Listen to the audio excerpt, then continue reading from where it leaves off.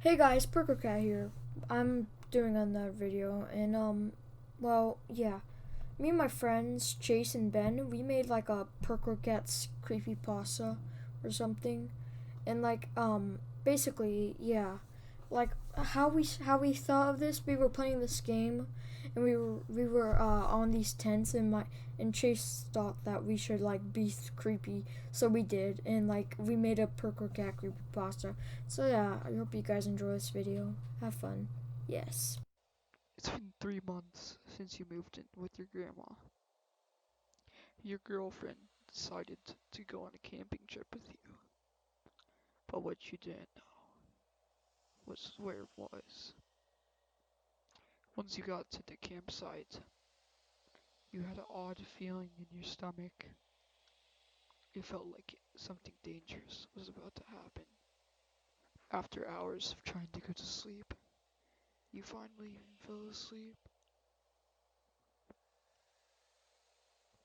You wake up, you check your phone. It's 3 in the morning.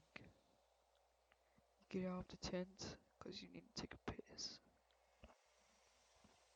As you're doing your business, you remember that you didn't see your girlfriend anywhere in the tent that you had gone to sleep with her in. You walk back to the campsite, and all of a sudden, you see a figure standing in the window through the tent. It was about 5 feet tall. You walk closer to the tent, and you realize that it looks like a cat.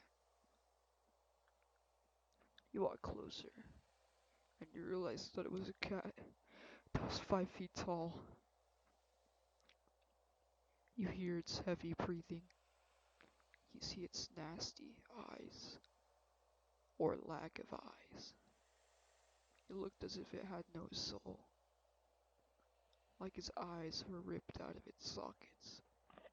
Then, from behind you, you hear screaming. You turn around, and you see your girlfriend tied to a tree.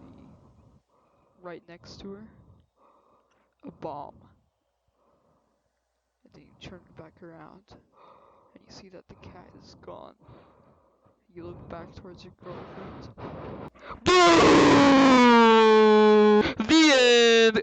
Wow. Ben's story was so cool. I give it a 10 out of 10. Good job, Ben. XDL. You're in the woods. It's very creepy. You find a campsite. It's dark and has blood on one single tent. You look at the tent, you see a cat pop up out of nowhere. You are scared as you hear screaming in the background.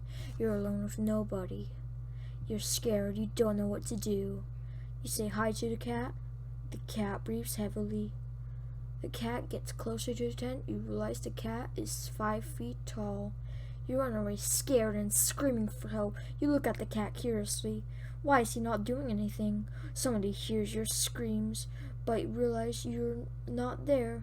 The cat kills the guy, and you see it with your very own eyes. The cat looks at you and kills you with his very sharp, dangerous claws. Okay, so this was my story. It was very simple. I saved the best for last, which is Jason. It's 10 minutes long, which is good. So yeah, I hope you guys enjoy when the next story. And now, the final one, Chase's, which is 10 minutes long, and it's really good. I hope you guys enjoy this. Yeah.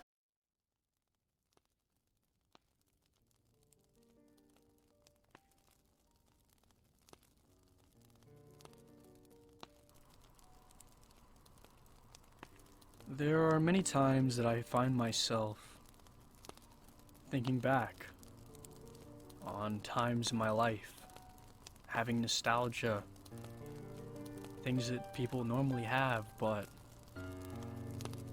there's always something that comes back, something that stands out, something that haunts me to this day. Every time that I start reminiscing about my past, I always get reminded of what I once witnessed. I was a pretty average school student, decent grades, and I was a good kid. Sometimes and during school we would go on school field trips. This is completely normal. We would do this many times. Well, one time during school we decided that we'd go on a camping trip. And this is normal. We always would want to go camping. And as a kid, that sounds so fun. So, I wake up the morning of the field trip and I pack my bags and get ready to go. Thinking back on it now, I had no idea what was going to happen that day. We arrived at the campsite about, 8 in the morning. I can't really remember, it's been too long.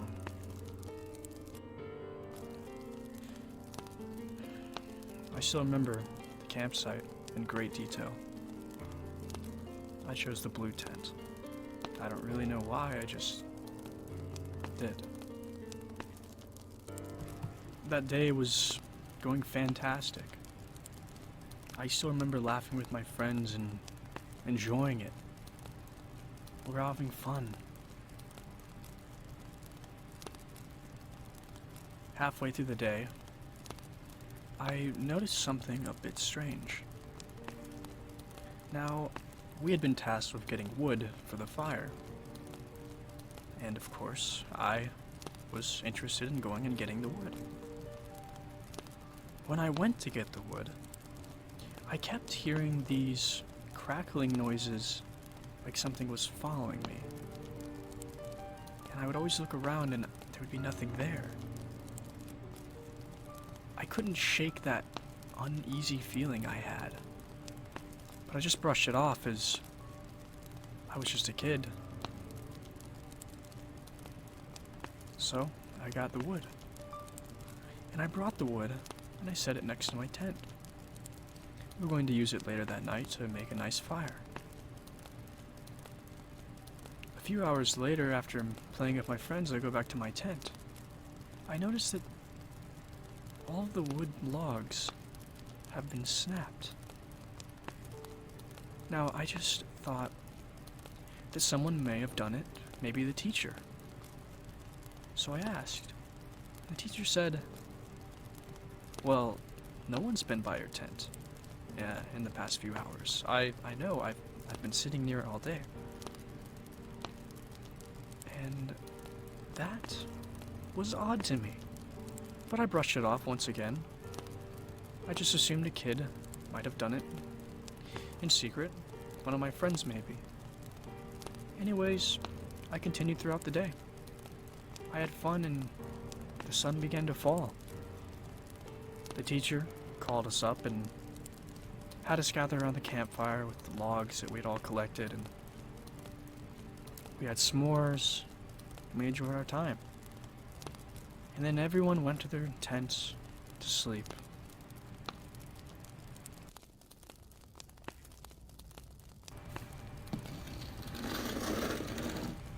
What's that noise? I thought to myself. I'm not exactly sure the time, but everyone else had gone to sleep and I slept in the tent by myself. This was normal as we didn't have many students in our class. I heard something brush up against the side of my tent. What I first thought was that it was a kid, messing around outside. But I remembered that it's very late at night. And as a kid, I was pretty scared of that. I kept telling myself maybe I didn't hear it. Maybe I didn't hear anything. So, I laid back down and I tried to go back to sleep. What's that noise? I hear it again. 5 minutes later, I hear it again. This time, it sounded to be of a branch cracking. This is where I started to realize that something's not right. out of the corner of my eye, I see what looks to be a shadow. I think to myself, who could it be? What are they doing? That shadow did not look human.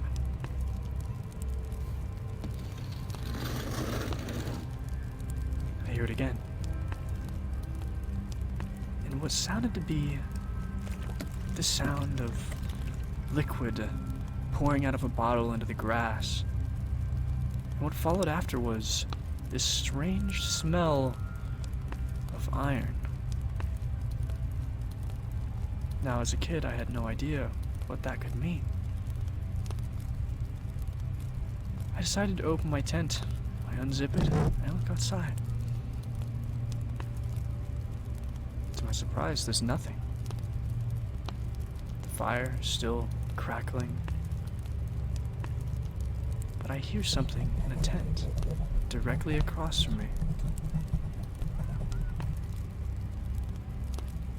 What I see is something I can hardly describe. What looked to be an animal. No, something worse. This thing was a head's height over a normal person. I was stunned. I simply couldn't believe that what I was seeing was real. I closed my eyes and I opened them back up, and it was gone. No sound, nothing. I felt what seemed like a small force of air on the back of my neck. It was hot and made the hairs on my neck stand up straight. I closed my eyes. I didn't want to turn around, but reluctantly I did. I turned around, and to my surprise again, there was nothing. But I heard, just barely, the sound of my tent door being moved. I turned back around quickly, and in the other tent, what once was a white tent was now stained dark red.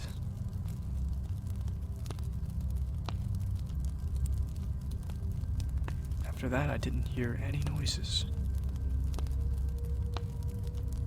I decided to go look in the tent. I unzip the tent and I look inside to find not much. Nothing but the bones of my classmates and my teacher. I didn't know what to do. I just stood there, petrified.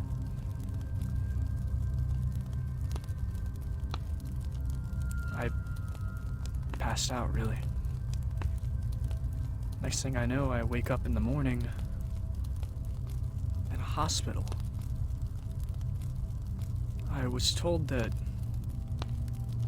a terrible tragedy had happened, and that many kids in my class had died, including my teacher. No one could really explain what happened. There was nothing but bones.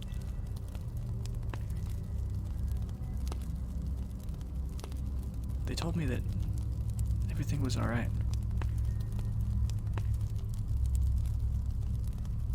To this day, I still don't know what that was. And every now and then, I hear what sounds like silent scratching on my walls.